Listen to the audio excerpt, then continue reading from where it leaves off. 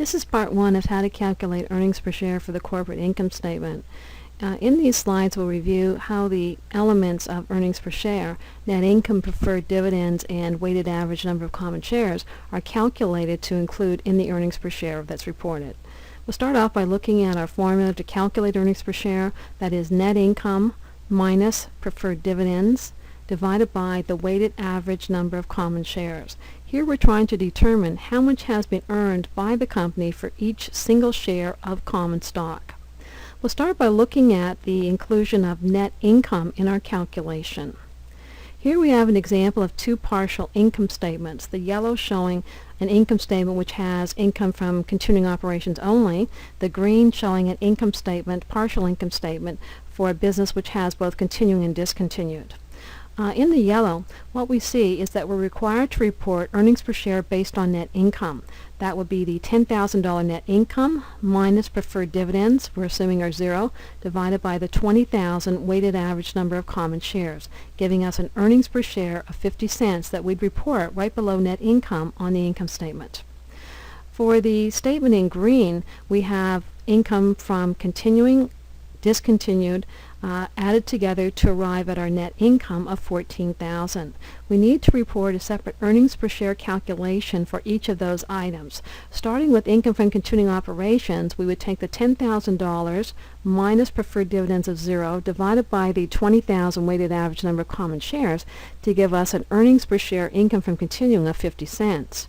For a discontinued, it would be the 4,000 divided by the 20,000 shares, or 20 cents. And for net income, the 14,000 divided by the 20,000 shares, or 70 cents.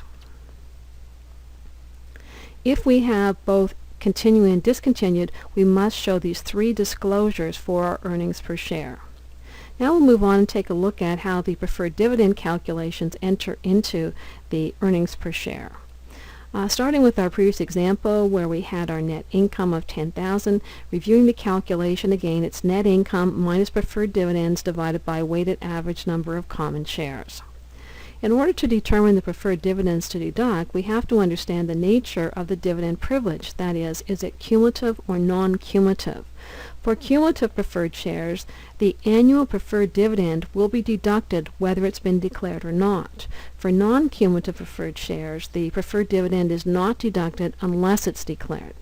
So in our example here, we have 20-cent cumulative preferred shares. The annual dividend of 20 cents times 2,000 shares, or $400, will have to be deducted each year, whether the dividend's being declared or not.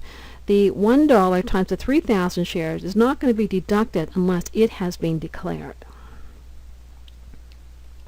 Looking at an example now, in a year when no preferred dividends were declared, how would we calculate our earnings per share?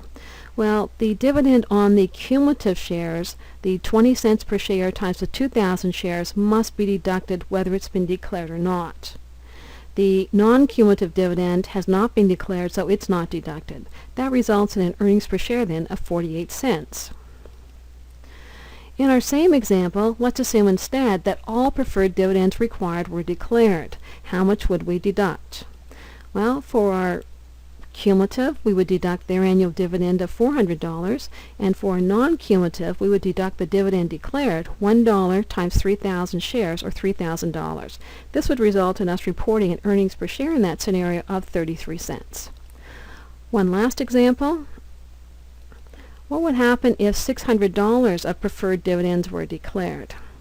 Well, in that situation, the cumulative shareholders would receive theirs first, so they would get their $400. The next $200 would go to the non-cumulative.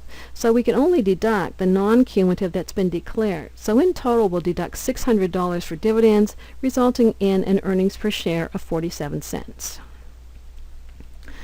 That concludes our review of net income and preferred dividends. In part two, we'll look at how to calculate the weighted average number of common shares.